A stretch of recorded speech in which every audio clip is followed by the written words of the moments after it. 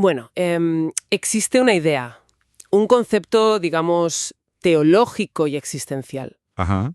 que lleva resonando de forma ininterrumpida durante 2 milenios. Es una de esas frases que ha permeado tanto en nuestra cultura que muchas veces se nos olvida por completo su crudeza original. Sí, totalmente. Bienvenidos a una nueva inmersión analítica. Hoy vamos a explorar muy a fondo el concepto histórico de tomar la cruz y seguir a Jesús. Eso es. Es el llamado radical del discipulado cristiano, tal cual se define en los documentos y relatos de la época. Y, a ver, quiero dejar algo meridianamente claro desde el segundo uno para quienes nos escuchan. Importantísimo. El objetivo de esta exploración es diseccionar las ideas filosóficas y teológicas que están dentro de estos textos milenarios. Vamos a analizar qué significaba verdaderamente esta premisa en su contexto original, con rigor y con distancia analítica. Claro. O sea, no se trata de promover una adhesión religiosa ni de tomar ninguna postura personal. Se trata simplemente de comprender los engranajes de una filosofía de vida que objetivamente cambió el curso de la historia. Y es una aclaración fundamental antes de arrancar, ¿eh? Porque fíjate, lo que resulta verdaderamente fascinante de este análisis no es solo la exigencia del texto en sí, Ajá. sino la inmensa paradoja que plantea. Sí. Los relatos históricos nos presentan una invitación directísima al sacrificio absoluto, a la renuncia. Una renuncia total, sí. Pero, y aquí viene lo fuerte, lo enmarcan como el único camino posible hacia el gozo verdadero y hacia una vida plena. Lo cual rompe todos los esquemas. Claro, para la mentalidad moderna, e incluso para la de aquel entonces, esto genera una disonancia cognitiva tremenda. Normal. Así que la misión que tenemos hoy es despejar todas esas capas de malentendidos culturales que, bueno, han ido suavizando y domesticando la frase con el paso de los siglos. Exacto. Vamos a sumergirnos en el contexto histórico real, en la idea de la aniquilación del ego, en la exigencia de que esto sea algo diario Eso es clave. y en cómo todo esto configura una visión del liderazgo que choca frontalmente con lo que nos enseñan hoy en día en cualquier escuela de negocios. Desde luego. Pues empecemos por situarnos un poco en el terreno, porque el contexto histórico y narrativo lo cambia absolutamente todo. Totalmente.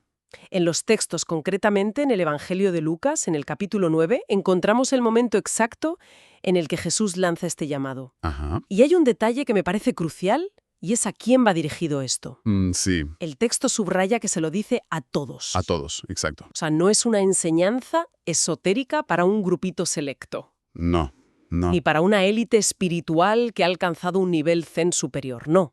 Es un requisito universal para cualquiera que pretenda seguir esa corriente. Claro. Pero es que el momento elegido para soltar esta frase es de una tensión narrativa espectacular, Brutal. Sí. porque ocurre justo después de que él anuncie, por primera vez, que va a ser asesinado. Y claro, si observamos el panorama general de ese momento histórico, la brillantez retórica y la crudeza de la escena son absolutas. Ya te digo. Vamos a ver, el contexto es el de una Judea bajo ocupación romana. Ajá. Había una expectación enorme por un mesías militar o político. Un líder que los liberara por la fuerza de las armas. Querían un rey guerrero. Exacto. Y de repente Jesús rompe por completo esa expectativa. Les dice que su camino no pasa por un trono terrenal ni por una victoria militar. Sino por el sufrimiento. Inevitablemente por el sufrimiento y el rechazo. Y justo cuando la audiencia está intentando procesar semejante bomba, añade la segunda parte. Tela con la segunda parte. Si alguien quiere venir detrás de mí, tiene que tomar su propia cruz. Claro. La incomprensión y el shock en ese instante debieron ser paralizantes para los que estaban allí. Es que aquí es donde el contraste con nuestro presente se vuelve casi cómico, ¿verdad? Sí, sí, Hoy en día, el lenguaje coloquial ha vaciado esta frase de todo su terror original. totalmente. Usamos la expresión «esta es la cruz que me ha tocado llevar» con una ligereza pasmosa. Ya. La usamos para quejarnos de que el wifi va lento. O de que hay mucho atasco. Eso es.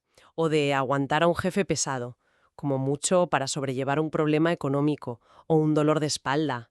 Sí, sí. Hemos convertido un instrumento de tortura romano en un sinónimo de las pequeñas molestias del día a día. Y es una trivialización total del símbolo. Absoluta. Confundir la cruz con un contratiempo cotidiano es no entender en absoluto de qué estaban hablando en el siglo I. Claro, no era una metáfora bonita. Para nada.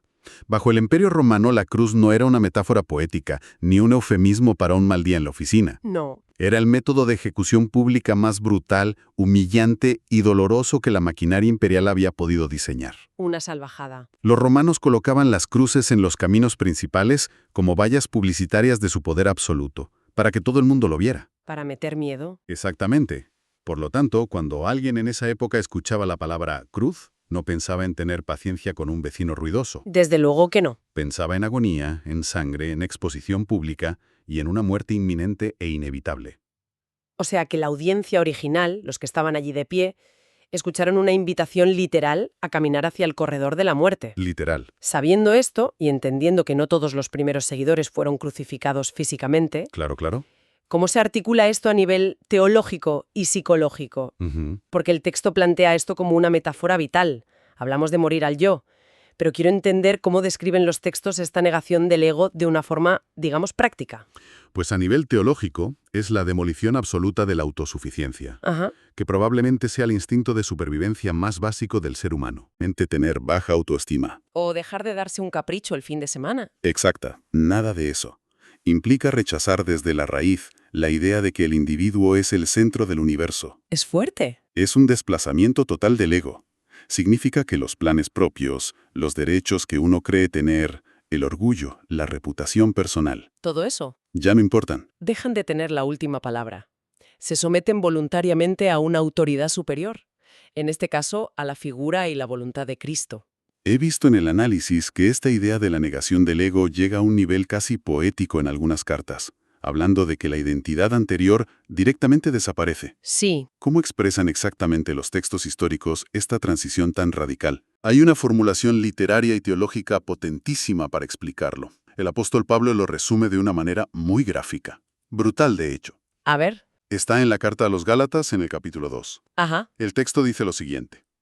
Con Cristo estoy juntamente crucificado y ya no vivo yo, mas vive Cristo en mí. Ya no vivo yo. Fíjate en la fuerza de la expresión. No está hablando de mejorar el carácter. No, no es un curso de mindfulness. Para nada. No es hacer un curso de ética. Está utilizando una imagen de ejecución real. Claro. La identidad anterior, ese yo egoísta y centrado en sí mismo, se da por muerta, Por ejecutada. por ejecutada en la cruz, exactamente. Para que otra identidad tome el mando por completo. Fíjate que hay otra frase que me llama muchísimo la atención en ese mismo contexto de Gálatas, pero en el capítulo 5. Sí. Se habla de crucificar la carne con sus pasiones y deseos.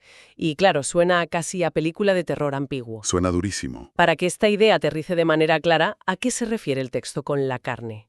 Porque entiendo que no es una condena del cuerpo físico, de la biología humana en sí. Y es una distinción importantísima, qué bueno que lo sacas. Ajá. En este marco filosófico, la carne no es el cuerpo biológico, no es la materia. ¿Vale? Es una metáfora para describir nuestro software predeterminado. Nuestro software. Me gusta esa imagen. Claro, es esa naturaleza humana caída, impulsada por el egoísmo, la codicia, la necesidad de aplauso, la envidia o la vanidad de quedar bien ante los demás. El ego en estado puro. Está pidiendo que se tome ese software predeterminado con todos sus instintos de autopromoción y satisfacción inmediata, Sí. y se le aplique una sentencia de muerte. Madre mía. No se trata simplemente de reprimir un mal pensamiento de vez en cuando, No es aguantarse las ganas de contestar mal. Es considerar lo ajeno, clavarle una estaca metafórica, para que no sea ese instinto el que dirija las decisiones vitales de la persona. Lo cual nos lleva a una de las palabras más pequeñas, pero quizá más aplastantes de todo este pasaje de Lucas que mencionábamos al principio. Sí, sí. La instrucción completa dice que hay que tomar la cruz cada día. Cada día. Y ese pequeño añadido temporal lo cambia absolutamente todo. Cambia la magnitud del reto por completo. Totalmente. Ya no estamos hablando de un acto heroico espectacular de una sola vez. No es alguien que se sacrifica en un momento de adrenalina, salva a alguien y luego vive de las rentas el resto de su vida. No. Ese factor tiempo es precisamente el que convierte esta filosofía en un desafío monumental. Es que agota solo de pensarlo. Plantea un nivel de exigencia continua que va contra toda nuestra inercia psicológica. Claro. Vamos a ver, si el ego humano, ese orgullo y autosuficiencia del que hablábamos, Sí. si tuviera la decencia de morir de una sola vez, el proceso sería dolorosísimo, claro. Pero tendría un final claro. Te duele una vez y ya está. Exacto, tendría un final. El problema, y lo que este paradigma teológico reconoce con una lucidez asombrosa, es que el ego tiende a resucitar constantemente. Es como si cada mañana, al sonar el despertador, Hubiera que volver a convencer a esa parte de la mente de que, oye, que ya no estás al mando. Exactamente eso. Por eso, la acción debe ser diaria. Claro. En la práctica, significa que desde el momento en que alguien se levanta, se enfrenta a decisiones donde el instinto automático es proteger el ego. Sí, en todo. En una discusión con la pareja, el instinto es tener la razón. Siempre. En el trabajo, el instinto es llevarse el mérito frente al jefe. Lógico. Frente a una ofensa en la calle, el instinto es la venganza, es devolver el golpe. Totalmente. Pues tomar la cruz cada día implica pasar todas y cada una de esas interacciones, desde las más triviales hasta las más trascendentales, por el filtro de la renuncia. Qué difícil. Es decidir, mañana tras mañana, no ceder al resentimiento, no buscar la vanagloria, no imponerse por la fuerza. Pero, claro, visto así, si nos quedamos solo en la parte de la renuncia diaria, suena a un estoicismo casi masoquista. Sí, podría parecerlo. Suena a sufrir por el simple hecho de sufrir y de pasarlo mal.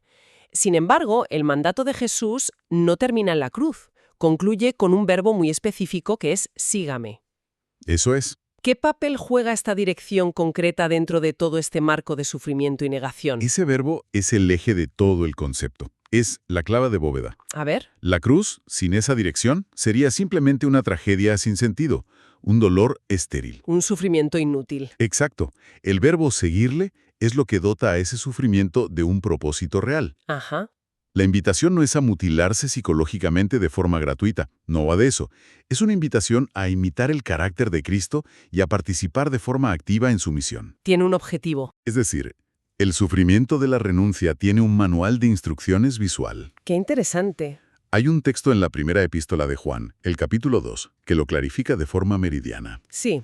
Dice, el que dice que permanece en él, debe andar como él anduvo. Andar como él anduvo. Quien simplemente sufre o se castiga a sí mismo dándose golpes de pecho, no está cumpliendo el mandato. No sirve de nada. La renuncia tiene que estar orientada a reproducir la compasión, la obediencia y el servicio que caracterizaron esa vida modelo. Oye, y para visualizar cómo se produce este cambio de mentalidad en una persona de carne y hueso, los textos nos ofrecen un caso de estudio fascinante con la figura de Pedro. El caso de Pedro es buenísimo. Que es un arco narrativo interesantísimo, porque vemos la colisión frontal entre el instinto humano natural y este llamado tan radical. Sí. ¿Cómo reacciona Pedro cuando se le presenta por primera vez esta idea de la cruz? Pues la reacción de Pedro es la reacción humana por excelencia, la que tendríamos cualquiera de nosotros. El pánico. Claro. En el Evangelio de Mateo, en el capítulo 16, justo cuando Jesús empieza a explicar que debe ir a Jerusalén, sufrir y ser asesinado. Sí. Pedro lo toma aparte y, literalmente, lo reprende. Le echa la bronca. Le echa la bronca a su maestro.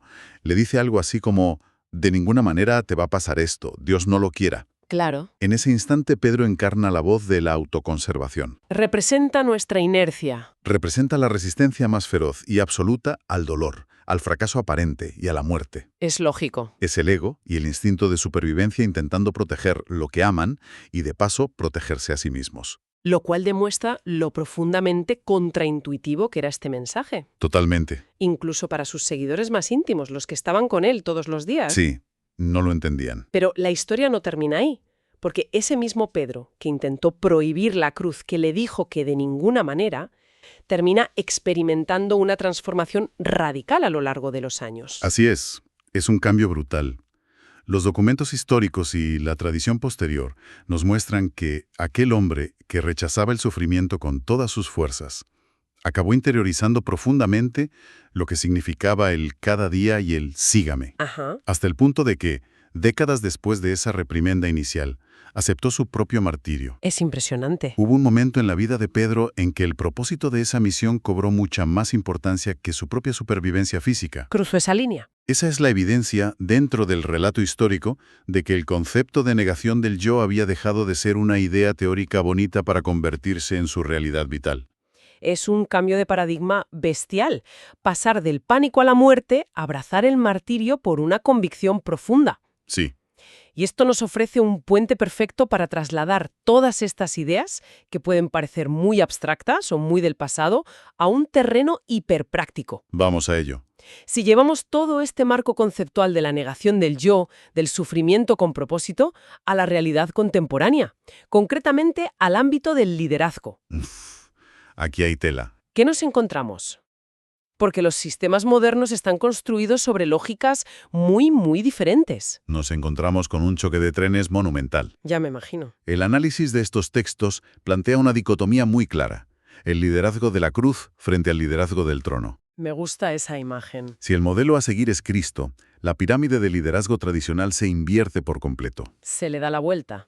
El liderazgo del trono, que es el que impera en los sistemas humanos corporativos, en la política e incluso en muchas estructuras sociales, En casi todas. se basa en la acumulación de poder. La autoridad se ejerce de arriba hacia abajo, con demostraciones de fuerza, exigiendo lealtad incondicional, Protegiendo la imagen a toda costa. protegiendo la imagen pública por encima de todo y buscando siempre beneficios, control y prestigio personal. O sea, resumiendo, el líder es la persona que se libra de hacer el trabajo sucio. Básicamente. El líder es a quien todos los demás sirven. Pero claro, bajo la óptica de este paradigma teológico, es exactamente al revés. Es el mundo al revés. Hablamos de un liderazgo fundamentado en la imagen de lavar los pies de los subordinados. Ajá. La verdadera autoridad, según estos textos, solo emana legítimamente de la humildad y del servicio incondicional a los demás. ¿De bajarse al barro? Exacto. El líder no es la persona que exige que le lleven las cargas o le traigan el café. No. Es la persona que voluntariamente asume el peso más abrumador para facilitar el camino del resto de su equipo. Fíjate que esto rompe por completo con la narrativa moderna del éxito. ¿Por completo? Hoy parece que cualquier filosofía, incluso las espirituales o de autoayuda, tiene que prometer de alguna manera bienestar, crecimiento personal exponencial o triunfos visibles. Ser tu mejor versión, que dicen ahora. Exacto. Pero los apuntes históricos reflejan que el mandato aquí rechaza de plano cualquier promesa de comodidad. Es un rechazo frontal a lo que podríamos llamar el evangelio del éxito humano. Sí, El texto advierte explícitamente sobre el peligro de endulzar el mensaje. no lo maquilla. No se busca formar a personas para que alcancen la cúspide social o financiera. Fíjate, en el Evangelio de Lucas, en el capítulo 14, hay otra de esas frases que no dejan margen para interpretaciones a medias. A ver, Dice: cualquiera de vosotros que no renuncie a todo lo que posee, no puede ser mi discípulo. renunciar a todo, fuerte. No habla de optimizar recursos o de gestionar la riqueza de manera ética, que está muy bien, pero no es eso. No va por ahí. Habla de una disposición total a la renuncia absoluta. Si alguien intenta utilizar esta filosofía o este modelo de liderazgo para garantizarse triunfos materiales o acumular estatus, Para trepar, vamos. para trepar exacto, está traicionando la esencia misma de lo que significa tomar la cruz. Entiendo entonces que la coherencia vital aquí no es opcional. ¿No? Es el requisito de entrada. El líder o la persona que asume este camino tiene que ser el primer caso de estudio de esta filosofía. Totalmente. O sea, su propia vida tiene que gritar más fuerte que cualquier discurso brillante que pueda dar. No sirve de absolutamente nada hablar de renuncia desde un trono lleno de privilegios. Es que la coherencia es lo único que sostiene la credibilidad de este sistema. Lógico. Quien lidera bajo este marco conceptual tiene que ser el ejemplo vivo, palpable, de esa crucifixión diaria del ego. De la que hablábamos antes. No puede ser solo un buen orador o un gestor súper eficiente de recursos humanos. No basta con eso. Esa renuncia tiene que cristalizar en decisiones hiperprácticas del día a día. Actuar con integridad cuando nadie te está mirando en oficina. ¿Sí? Aplicar el perdón verdadero, que, ojo, implica renunciar al derecho humano y natural a la venganza o a guardarte el rencor. Que es dificilísimo. Y mantener una entrega total a la misión por encima de la comodidad personal. Claro. Si hay una desconexión entre el discurso este de la cruz y una vida que en el fondo busca desesperadamente subirse al trono, la narrativa teológica se desmorona por completo frente a cualquiera que esté observando. Se cae a pedazos. A pedazos. Pues llegados a este punto, si recapitulamos un poco y unimos todas las piezas de este profundo análisis histórico y filosófico, nos topamos de frente con la conclusión más asombrosa de todas. Ajá. Y es una paradoja inmensa. Llevamos un buen rato hablando de muerte del ego, ¿Sí? de instrumentos de tortura, También. de renuncia constante a las comodidades, de ceder el control al volante de tu vida y de sufrimiento intencionado. Un panorama alegre. Claro, cualquier mente lógica deduciría que el resultado final de esta ecuación es la miseria absoluta, la depresión total. Sí, la infelicidad pura. Y sin embargo, los textos afirman categóricamente que este camino, y solo este camino, es la puerta de entrada a la vida eterna y al gozo más profundo. Así es. ¿Cómo narices se explica matemáticamente esta contradicción dentro de la teología? Es que esa paradoja es el corazón mismo de toda esta cosmovisión. A ver, Es el concepto ineludible de perder para encontrar. perder para encontrar. Hay un pasaje clave que funciona, digamos, como la fórmula matemática de toda esta filosofía. Sí, 9, versículo 24. Allí se plantea que quien quiera salvar su vida, la perderá, hmm, y quien la pierda por esta causa, la salvará. es un trabalenguas casi. Pensemos en lo que significa salvar la vida, desde la perspectiva del ego humano. Protegerse. Significa proteger la reputación, blindar las finanzas, evitar el sufrimiento a toda costa, rodearse de todas las comodidades posibles y buscar el aplauso constante de los demás. Lo que todos hacemos, vaya. El texto argumenta que esa actitud de hiperprotección constante termina asfixiando el alma, dejándola completamente vacía. Claro, te encierras. Sin embargo, quien está dispuesto a soltar las riendas, a entregar el control absoluto y a sacrificar todo eso por un propósito superior, es quien verdaderamente descubre una vida plena y significativa. Es decir, que el camino hacia la corona pasa obligatoria y exclusivamente por el sendero de la cruz. Exclusivamente. No existe un atajo VIP. ¿No? No hay un camino alternativo por la puerta de atrás donde te ahorres la parte del sacrificio y vayas directo al premio. ¿No lo hay? Los textos son súper consistentes en esto. Se cita, por ejemplo, la carta a los Romanos en su capítulo 8, Sí. donde se establece claramente que participar de los sufrimientos de Cristo es el requisito previo e innegociable para poder participar luego de su gloria. Van en el mismo lote. Es un paquete indivisible.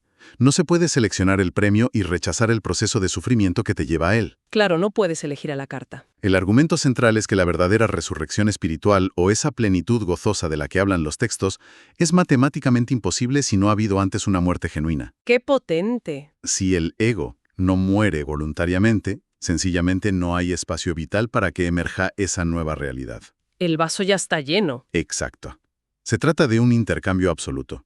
Se entrega el control neurótico sobre una vida temporal y muy frágil, a cambio de una trascendencia y una paz que superan cualquier logro material o estatus humano. Es verdaderamente impactante diseccionar cómo esta filosofía logra darle la vuelta por completo a nuestros instintos más primitivos de supervivencia y de importancia personal. Les da la vuelta por completo, sí. Desmonta todas nuestras lógicas defensivas. Todas. Y precisamente por la profundidad de todo lo que hemos explorado hoy, quiero terminar dejando una reflexión sobre la mesa. Una pregunta para que quienes nos escuchan se la lleven consigo, la mastiquen y sigan explorando mucho más allá de los textos históricos que hemos repasado. Perfecto. Pensemos en esto por un momento. Si este milenario paradigma teológico sostiene, con una convicción inquebrantable, que el verdadero propósito y la vida en su máxima expresión solo comienzan exactamente en el punto donde aniquilamos nuestro propio ego, Sí. ¿de qué manera tan profunda y radical este llamado a la renuncia total y al servicio oculto desafía la obsesión de nuestra sociedad contemporánea por la autopromoción constante, el culto a la imagen en redes sociales y la búsqueda del éxito y el protagonismo individual a toda costa? Ostras. Es una pregunta que incomoda profundamente, porque nos obliga a cuestionar los cimientos mismos de lo que hoy en día aplaudimos como una vida de éxito. Da muchísimo en lo que pensar. Desde luego que sí. Bueno, hasta aquí llega nuestra inmersión analítica de hoy. Ha sido un verdadero privilegio desgranar juntos unos conceptos tan densos, exigentes y ricos en significado. Un placer, como siempre. Muchísimas gracias por el tiempo que han dedicado a acompañarnos en esta profunda exploración filosófica y teológica. Seguiremos leyendo, cuestionando y aprendiendo juntos en nuestra próxima entrega. Un saludo. Muchísimas gracias por acompañarnos hoy. Nos vemos en el próximo episodio. Gracias, hasta pronto.